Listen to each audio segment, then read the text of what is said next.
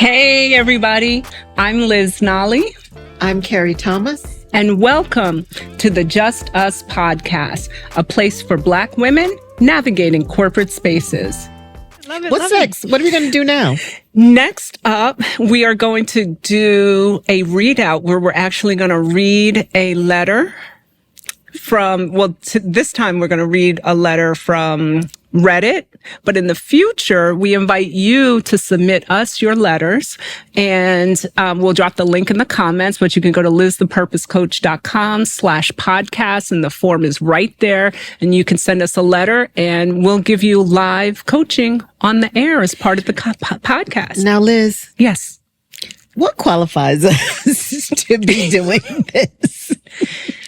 All jokes aside, I know we have a lot of fun. Well, it's literally 30 plus years of corporate experience. This podcast is for Black women navigating corporate spaces, and we've literally been navigating corporate spaces for 30 plus years. So I think there's theory and there's practice, and then there's lived. Yeah. And we have all three. We do have all three. You as a coach, me as a PR professional also, who has helped people build their personal brand as part of their careers. Because I've supported C-suite executives like you, and you and your coaching, you definitely know how to give people the tools to help them improve their careers. So I think that's definitely what gives us the credibility to do this. Listen, been there, done that, matters, right? And we've both walked in these corporate streets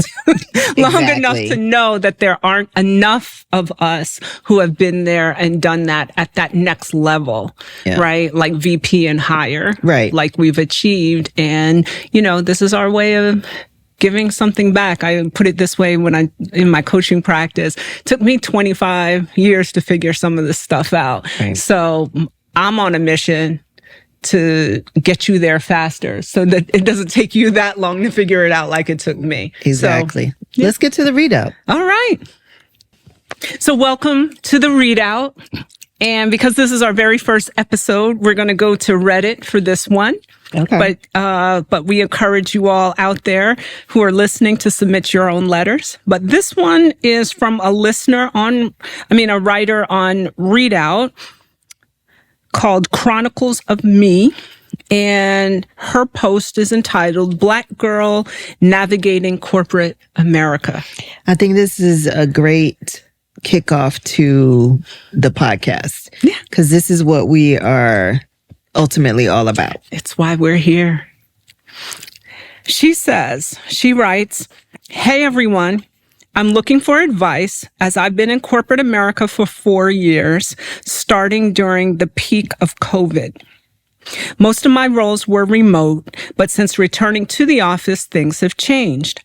I'm usually the only Black woman on my team, and while I get great feedback from both my managers, either white men or white women, and other leaders in different departments, and great performance evaluations, I've been laid off twice, once due to reductions and once for reorganization. I suspect my introverted nature and reluctance to share personal details might be factors, especially since none of my managers had any type of relationship with me, unlike my coworkers whom they get along with great, or at least in my case, brought in old coworkers who were white they've worked and liked before." I'm going to just pause there. Yeah. Remember that conversation we just had around sponsorship and people don't know you, right? When there's no conversation around you, when the conversation is, I don't really know her. Yeah. This is what I'm talking about, right? Because even when budget cuts and things like that happen, and we've all reorg, like I've been laid off twice in my career. Have you? Yep. Right? So being laid off, it's hard not to take it personally, but you shouldn't take it personally because it's not like a pen stroke isn't personal. It's probably the least personal thing an organization does besides make money, right? Right. So, but when you're on that side of it, it's hard not to take it personally and think that you're doing something wrong. But this is somebody who could totally benefit from mentorship, coaching to build her personal brand inside her organization so that she has sponsors in the room. So when they're making those decisions around who to cut and who stays and who goes, somebody's speaking for her. And that's key because she says she's introverted nature. That's me too. Me too. And the hardest thing it is for me to step up and speak up, oftentimes to sell myself for, the talent and skills that I think I have. And that is where, like you said, sponsorship comes in, because you need that person who is going to speak on your behalf when you can't or when you don't feel comfortable. Yeah, 100%. So, people get surprised when I say I'm an introvert, but I am. I don't drink. People told me that too. I don't drink. So going out for drinks after work and all of that. And, right. And up until just not recently, not my thing. And like for 30 some odd years, I commuted, an hour and a half one way, into New York City. So staying after work wasn't my jam because I just wanted to fight my way through the traffic and make my way home. Yeah. So, and I'm just learning to golf.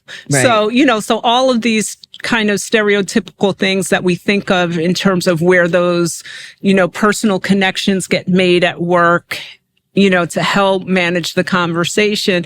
That's not for me. It's never been for me. However, I have found a way to find my voice and make those personal connections. Mm-hmm. Sometimes it's just having virtual tea or virtual coffee with somebody. Hey, can I get 15 minutes on your calendar? Or right. You're back in person, popping by somebody's office every now and then, poke your head in. Hey, how you doing? Whatever, like asking them about the kids or what they did this weekend. Doesn't have to be long, deep, intense conversation. It's just you're in, you're out, or just going out to lunch with, your coworkers and colleagues once in a while to kind of step outside of this kind of self-created bubble. You can do that in a way that's comfortable and authentic to you. Exactly. You could have a conversation at the coffee station. I've had numerous conversations that way, and it's an opportunity to show interest in what someone might be doing. I just ask a simple like, "Oh, what are you working on these days?" Great question. Yeah. Great question. While you're making coffee, like you can be that introvert that you are, but you can slowly start to build your presence with people that are the decision makers or people that can influence how you're perceived. Yeah. A friend of mine who's a superstar basketball player in college told me, I said, well, he played against all these like superstars, who you would see on TV all the time. I feel like, wow, what's it like playing with him or playing with this one? And some of these guys went on to play in the NBA. And I remember asking him one time, like, how do you play against somebody like that as a mortal human being? Like, how do you play? He goes, you know what, Liz, before every single game, I just remind myself that they put their shorts on one leg at a time, just like I do. Exactly. And then I go out there and I give it my best. Right. That's all you can do. Who these corporate leaders that are so many rungs up the food chain from you, like they're just people, just like you. So. I got over being starstruck by like, oh, he's the CEO of this multi-million-dollar company, and oh my God, now I gotta go and sit in a room with him. And as soon as you hear one sentence from them, you're like, oh, he doesn't know it either. Exactly. That's why they all have coaches. Right. So anyway, let's get back into this letter. So she continues, she says, despite my strong work performance and push for advancement, I am starting to feel very discouraged in the corporate world. I will say, however, due to my RBF, I'm not sure what that means. Oh, you know what that means. What's RBF? Resting. Oh, resting. Oh, my bad. Okay. Oops, my bad. Due to my resting face, people in the office always thought that I was in a bad mood. I guess they didn't really see the need to be smiley all the time or really talk to anyone. I guess I didn't really see the need to be smiley all the time or really talk to anyone. Listen, this is a personal peeve for me. I get her in this sentence right here.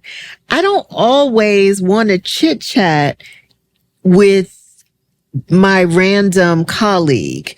Like, yes, I did just say, go talk to the person at the coffee station, but I'm not saying you have to do that every day and it doesn't have to be a group activity. Right. Sometimes I just want to go about my business and get my work done. Right. I think too, like this is hard for everybody. It's hard, not everybody, but it's hard for a lot of people, right? I mean, how many times do you hear white women in particular talking about what a microaggression it is for them when they're told, oh, you need to smile more, you know, and things like that. So I think as women in general, like it's not just you, but to your point, you can take little steps. Right. You don't have to become the life of the party overnight. Exactly. Like you can just find one, there's got to be one person on the floor that you work with, one person on the team, one person, outside of your like self-created corporate bubble that you can ask a simple question like, what are you working on? How was your weekend? Or just... Yeah. And look, I don't know if there's a cure for RBF. I don't think that there is. So she has to find ways to put herself out there that, doesn't feel unnatural. Like you said, she doesn't have to be the life of the party. Your RBF isn't going anywhere. So you have to take measures to kind of counteract that. 100%. Because you can't change that conversation to, ooh, she got RBF to, oh, she just has RBF. She's a sweetheart. You know what I mean? Like there's a difference. Oh, she's got a little RBF. That's just her. But you know what I mean? You can do that, but it just takes a while. It takes a little time to build those connections. Be like, oh, that's just her. She's a wonderful girl. So it gets better for her. She says, I recently received an exciting new job offer where I connected well with the manager and her manager, both white women. I really want this job to work for many reasons, and I know I will need to have a different approach with this role. Since I see now being great at your job is not enough. She just preached a whole sermon that, wait. We can go home now. My bad. Okay. So am I too old to do this? Probably. Yes. Okay. So moving on, as a first generation professional who wasn't taught the game. Well, that's why we're here. I'm seeking advice on how to not only be a great employee, but also connect with my new manager and colleagues. How can I earn their respect and build relationships that help me advance in my career? Basically, how do I get them to actually like, in all capital letters, me? One quote I heard from my mentor, a Black man in the same field but years older, to make yourself invaluable to them to where they will never look your way when it comes to reductions, but for promotions. How do I do that? Question mark, exclamation mark, question mark, question mark, question mark. Any advice is appreciated so much. I'll start. Please do, because I have so many emotions right now. First of all, you don't have to like people that you work with to work with them. One of the things that, can I say the P word on air? Pledging? Can I say that? No. Oh, okay. I can't say pledging, but one of the ways of coming in old school in my sorority taught me, I could say that. Yes. Okay. Was that you can learn to work with people you don't know, and you can work with people you don't even like. Okay. So abandon that limited belief that it's always about people liking you. Okay. What you need to do is share enough of yourself so that people feel connected with you. That translates into right? When the conversation is being had at performance review roundtables and that sort of thing. But they just need to know you. They probably already know your work, but they need to know a little bit about the personality that goes with that work. I think she asked the question, how can I earn their respect? And I think that's more important than whether they like you or not. They have to know this person is competent, can do the job, and will be a team player. Mm-hmm. I think that's it. And getting that across is, to me, the most important thing. I could care less how much somebody actually likes me. Really. As long as you are fair when it comes to she does good work, she's a good employee, she's supportive. That's all I need. 100%. I used to be a major corporate people pleaser, and it got me so far, but after a while, it got me nothing. Yeah. And when I got so mad, I remember being in a meeting one time. This was back when we were working together. What to me felt unleashed and just was like, and people were like, oh, okay. We got it. And everybody was like, good job. And I thought like, oh, okay. So it wasn't like I didn't have to be Susie Sunshine, the people pleasing, kumbaya kind of a person. I just had to do what needed to be done in that moment and be a leader, whether or not I had a position of leadership, and be a contributor and show my value. That mattered more than quote unquote likability. Right. It's about connection. I want her to learn that early on and not feel like that's something that she needs to strive for, because then that's going to impact her ability to succeed going forward, because she's always going to be like, oh, I need to get this person to like me. Oh, I need to get that person to like me. And I know we talked about adaptability, but that's not adaptability. No, it's not. So, yeah. 100%. So there were some good answers in here. This one person responded to her saying, here's what worked for them. Mm-hmm. And they said, smiling when I talk, making your boss look good. Yes. Yeah. That's teamwork from the Wu-Tang Clan right there. Exactly. If you make other people look good, they'll, Jimmy Jam and Terry Lewis were members of the time, right? But their careers didn't skyrocket and they didn't get into the real ka-ching of things. Right. Making money, shmoney, until they started making people like Janet Jackson and other people look great, right? Mm-hmm. Writing, producing,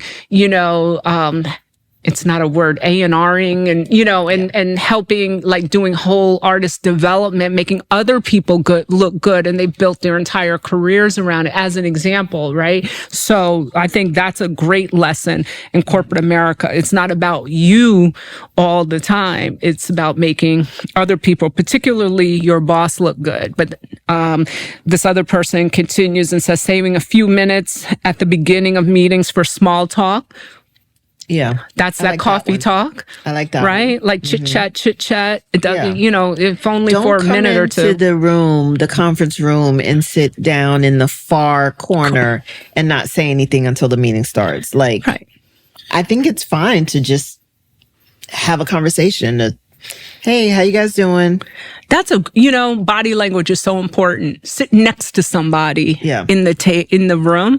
Or if you're the first one there, sit like smack dab in the middle of the room to force other people to sit next to you or across from you. And when they come in, good morning. Hey, how you doing? How was your commute? That's it.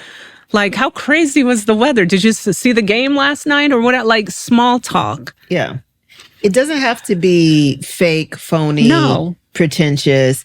It could just be, hey, how you doing? Right. How's your day? How's your day? I'm glad it's 4:00. Right. Exactly. Congratulating and thanking people. That's leadership level behavior. Mm-hmm. Pleases and thank yous cost nothing. So you should have an endless supply of them at your disposal at any time.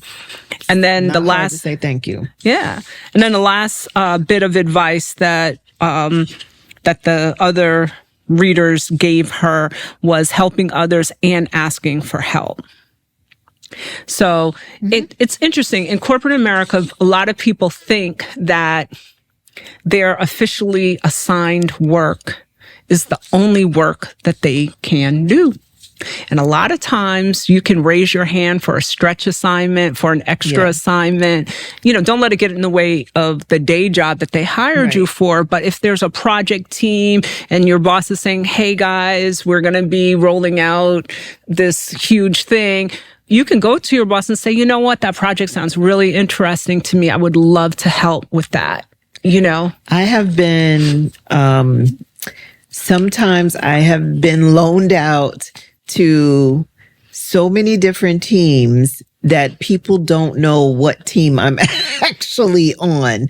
My last job, I supported finance, HR, technology in some way, shape, or form, transformation in some way, shape, or form, because my reputation was she can fill in that role for you and she can support you in that.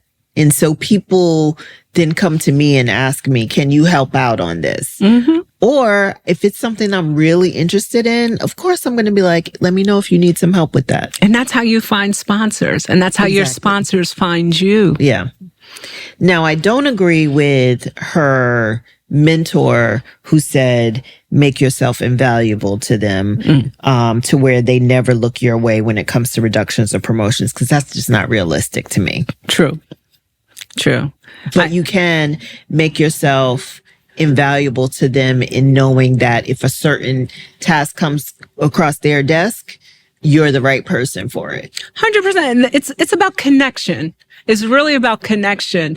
Because if they know your skill set, your work ethic, how you do things and things of that nature, then they'll think of you as, and even if your position gets eliminated, then they'll be like, but you know what? Kere's great at blah, blah, blah. Maybe we could put her over here. Yeah.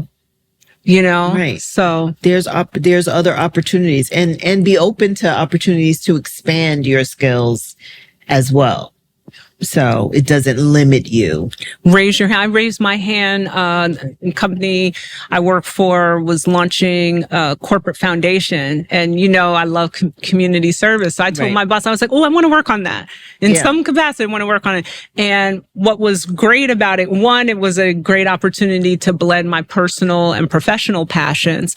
But two, I met senior executives from all different corners of the organization who I would never otherwise have a chance to work with, including one that's currently my big boss because I volunteered for that assignment. Yeah. So just to recap, Black Girl Navigating Corporate America, get you a coach, leverage your mentors, and step out of your comfort zone, leverage that small talk to build the conversation around you to help. What else would be your parting thought? My parting thought would also be to, like we said, be open to engaging in small talk just to make those connections. You might find shared interest with someone else, just through doing that too. 100%. And you could do it in an authentic kind of a way. Yeah. But get you a coach. You need a coach. Definitely get a coach. And leverage your mentors. Find another mentor. Not that guy. And you can have more than one mentor, more than one coach, more than one sponsor. You could have multiple of those roles on your personal board of directors, by the way. Basically how we started the episode. Build your board of directors. 100%. And carry it through. Period. Okay, I'm too old to say that. I'm sorry. My bad. You're not. That's us. That's our generation. Okay, we started with the period. Okay. All right. Well, that wraps up the readout section of the program. Why can't I talk tonight? And we're going to take a quick break and then we'll come back for Boss It or Toss It. Yeah, I can't wait. Are you a business owner, entrepreneur, or a brand with an incredible story to tell, but struggling to get the word out? In today's crowded market, getting noticed is tougher than ever. There's been countless incredible businesses with powerful messages that have just gotten lost in the noise. That's where Imagine PR and marketing comes in. We don't just craft press releases. We become the voice of your brand, meticulously developing and telling your unique story in a way that truly resonates with your audience and gets attention. Ready to transform your brand's visibility? Visit imagineprm.com today. So I'm so excited. Welcome to the first ever Just Us podcast version of Boss It or Toss It. And we're just going to let out and have a little bit of fun. And these are just things that, you know, when it's just us and us talking, how do we feel about it? If we like something, we're going to boss it.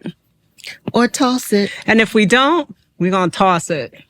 And so when we came up with the concept for this first episode about Black women navigating corporate America, we were thinking like, what kind of boss it or toss it would fit with this subject matter? And I think we came up with an excellent one, because one of our favorite things is sitcoms, Black sitcoms in particular. Yeah. So let's talk about some TV career moms. Woohoo! Love it. All right. All right. So first up, the matriarch, the OG, that would be Florida Evans.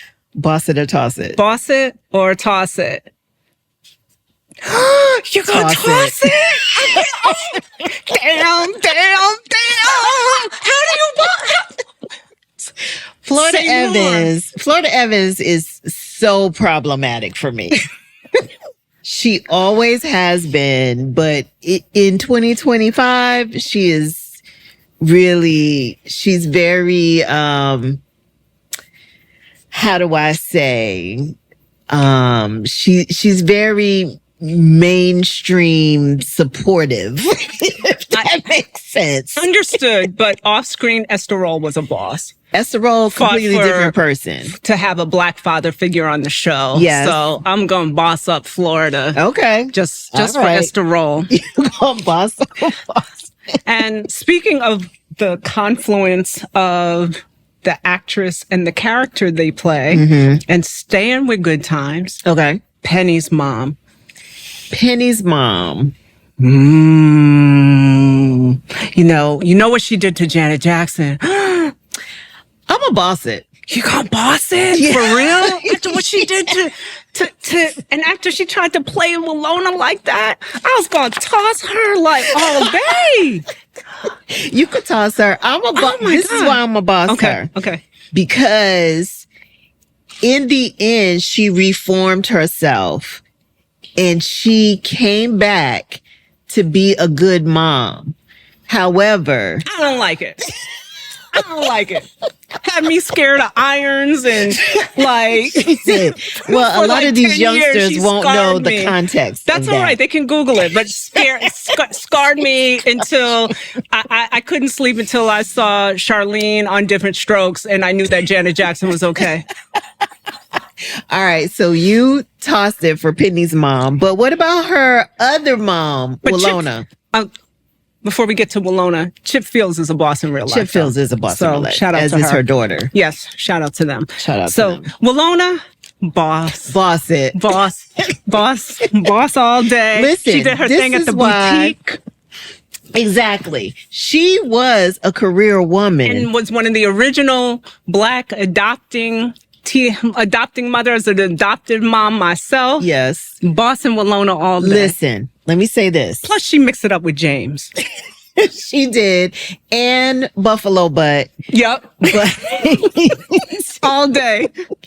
Wilona is the epitome of rich auntie. Yes. The original TV rich auntie. 100%. Shout out to her. Wilona. And she sang The theme song. And she sang the theme song When George for and the Weezey Jeffersons. moved on up. Speaking of which, let's talk about Miss Weezey. How about Louise Weezey Jefferson? I'm a boss it. I'm a boss her too. Yeah. Boss there's no one who could handle George the way Not Louise could. She boss all day. And he loved that woman too. But Yes. he used to sing Mona Lisa to her. Anyway, yes. Okay, so on the subject of the Jeffersons, Lenny Kravitz's mother. I know that wasn't her name on the show, her but name was Helen. okay, but Lenny Kravitz's mother. Thank you. Thank you, Helen Willis, for giving us the living gift that keeps on giving, that is Lenny Kravitz.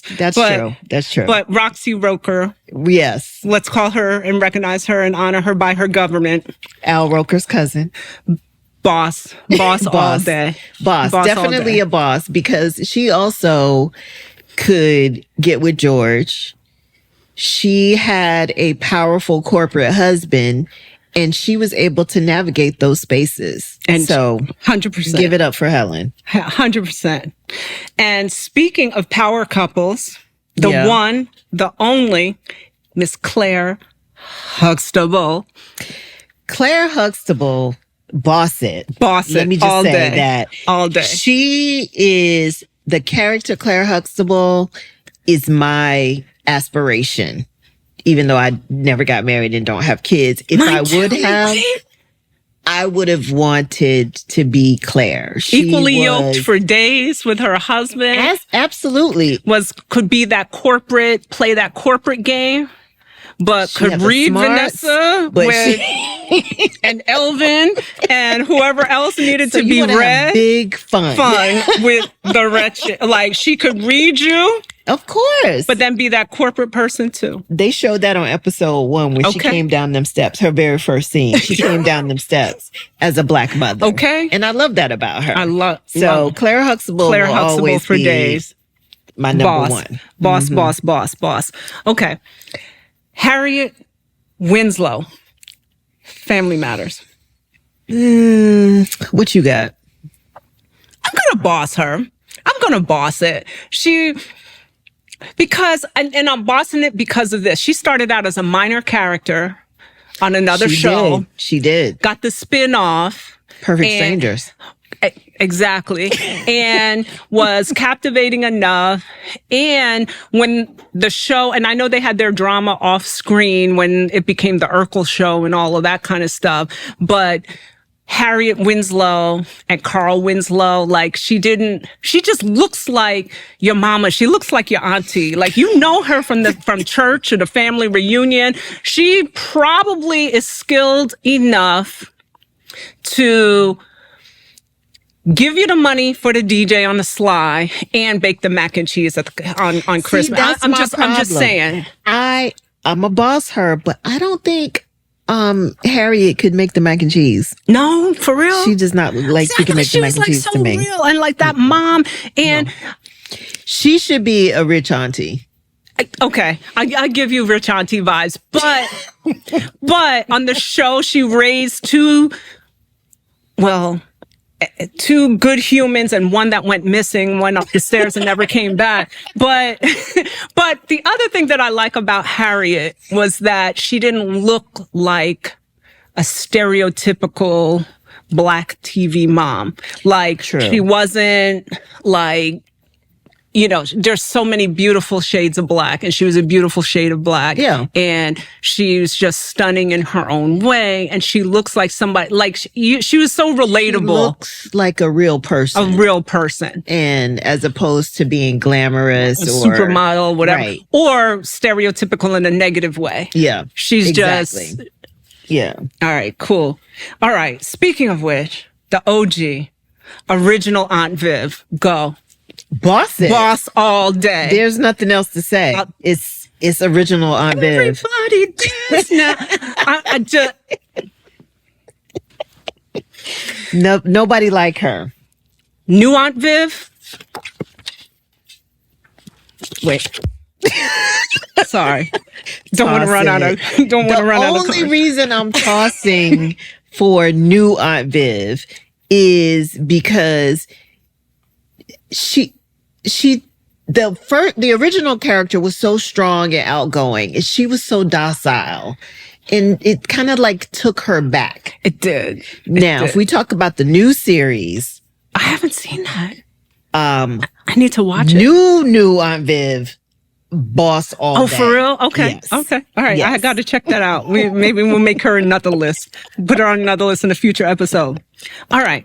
So now we go in 90s. Gina on Martin. I know she wasn't a mom, but she wasn't. But she was a career woman. But she was a career woman. Boss it. Yeah. Now, yeah, she's a little annoying, but Gina on My Wife and Kids, even though her name wasn't Gina, she's always going to be Gina. She's always Gina. Gina in House Party. Gina, like she's just always Gina. No disrespect, but like, girl, you Gina. She Gina forever. My Wife and Kids. Toss it. Yeah.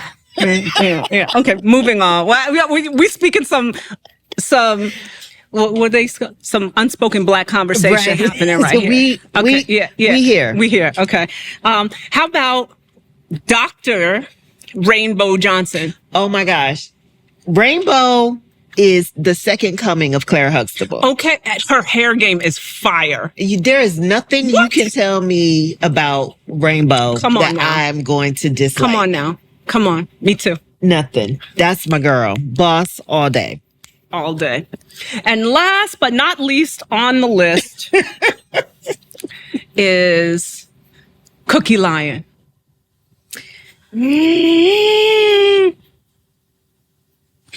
I'm a boss it. Me too. Cookie was ratchet.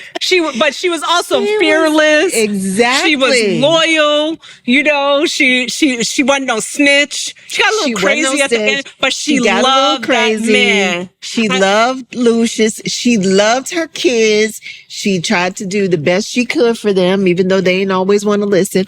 And sometimes she had to go a little across the line to get it done the right way. But let me tell you, that woman was a boss. Yes, she was. And she was very well respected too. Yes, she was. So shout out to Cookie. Shout out to all our boss TV moms. All right, Liz. With that, that's it. We out. We'll see y'all next time. Wait. Let's raise the glass. Shameless plug.